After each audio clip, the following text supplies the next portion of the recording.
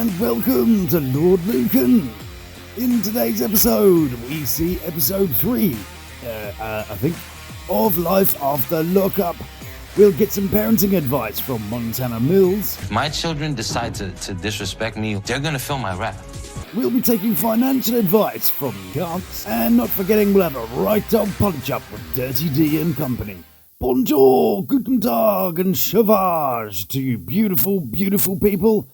Thanks to everyone who came along for the stream on Monday night. I had a little bit of fun and I hope you did too. Anywho, we're off to Atlanta to see what Puppy and Amber are arguing about this time. I want a strong black coffee and I want decaf. Ooh, Puppy, you've done something different with your hair. Puppy calls me and she wants to meet. Blimey, that black coffee looks a little weak. I was calling you because when I got home, Yeah? Eric wasn't home. Well, where the was he at? Apparently he Was wherever Heather was at. What do you mean he was at where Heather was at? Okay, so first of all, I am so childish that I can't help but read that t-shirt as farts that kill. Must have been that curry night in Atlanta. And any guy that feels it necessary to turn his collars up, and that jacket, just that jacket, is probably going to cheat. There should be a list somewhere of red flags, and on that list is guys who turn the collars up because it's a style choice. So, what did Captain Wow get up to? Last week. Can't help but feel for this lady, but collars, jacket, big red flag. When you're engaged and you feel like your partner isn't like looking forward to y'all's future, how are you supposed to look forward to it, you know? The thing about abuse and mental health is that the effect is immeasurable. You can have a problem with your weight, you can measure the pounds you need to lose. You've got a problem with money, you can calculate the cash you need to fix it. But if you have troubles that affect your mind and soul, there is no way to see that effect until it breaks you. When I say take care of yourself at the end of the video, I mean mentally and physically. Without your mind, you can't deal with money problems, relationships, weights, whatever the issue. So please, for little old me, if your mind is in trouble, reach out. To me, to others, to random someones. You're loved. And no matter how hard that is to see, for every broken soul, there's an ear and a word that's waiting for you. Trust me, I've been there. Anyway, bloody hell, that's far too serious. I'm sure you came to here to have a giggle at some people. So let's throw on a Speedo and dive into Cleveland and watch Dirty D make himself look stupid on the TV.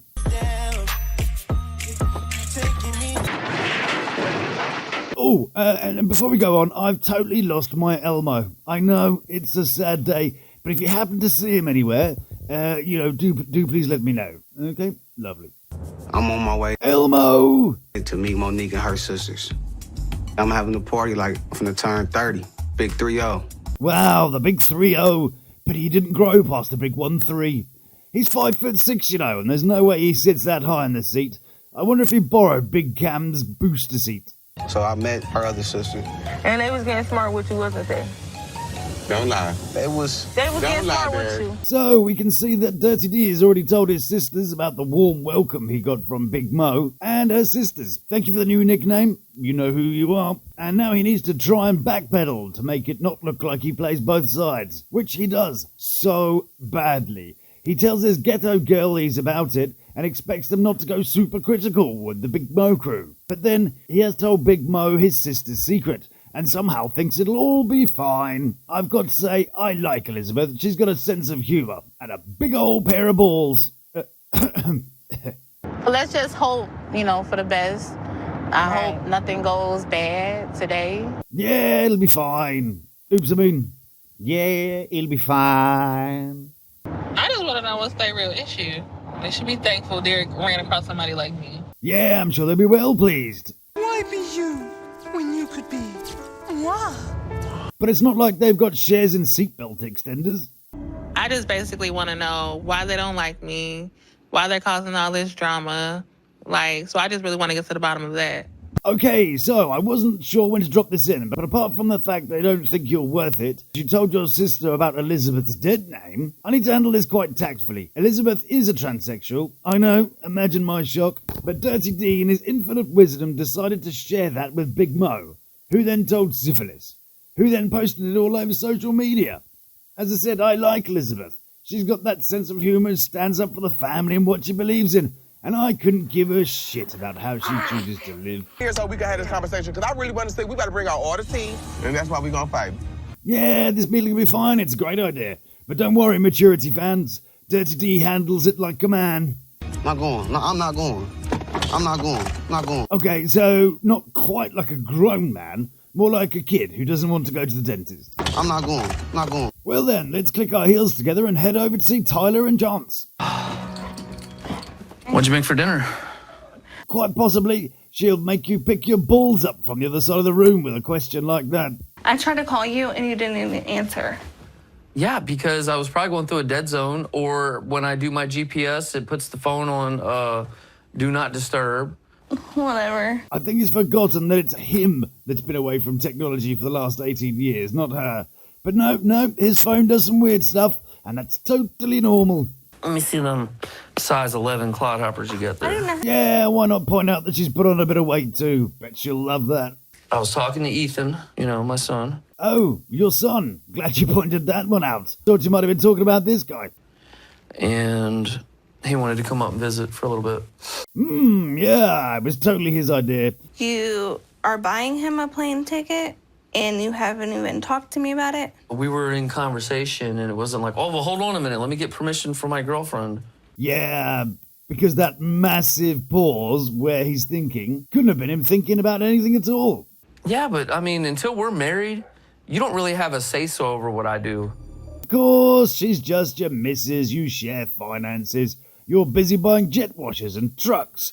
What does the woman you're committed to have to do with anything? I'm headstrong, and I usually plan everything out and, do it. Notice you used the word plan there. I don't think that having thought about something for a fraction of a second before he acts constitutes planning or thinking. You weren't able to be there for him because you were locked up. And then now, you're here and you're being a father figure to Sophia and Jacqueline and Athena. Sure, you'd better not lie to him or do anything stupid. justsaying.com. He may or may not have those reservations. I feel like he's giving me a shot by coming up here. Right then, let's have a little looky at what's happening with Sexing Sara and Shawn of the Shed. Wow, she looks good having just woke up. It's not like this whole part has been predetermined at all. What? Mama sleeping? Yeah, you'll wake up with her hair all dead and a full face of makeup that we didn't leave imprinted on the pillow. If things keep going the way that they're going, we're definitely going to be on our way to separating. Well, you hope that happens. Then you can blame him for everything and leave him for Anthony without worrying about the consequence. Self-fulfilling prophecy much. I guess until you said what you said. Damn, that poor kid looks like her father. Let's see what she thinks about it. Oh, good lord, I think I've shit my pants. So it's a new day, a new beginning. And hopefully, everything goes good. Yeah, because that's what she wants. She just wants you to fail and f*** off, really. I want to try to show her that I can, be the man she needs me to be. I know being a mom is a full-time job. Nom. But Shawn of the Shed wants to be a better person. Bloody hell, are they 12? Have they ever kissed anyone before? Emotional, damn it! And now, drum roll, it's off to see Twatman and Robin, your money for those crappy trainers, and Not So Magic Mike is concerned that the doula is going to be a man. Doula dude. Hold on a second. Hold the f***ing phone. Call Ripley's. Did Millz make a rhyme? Doula dude.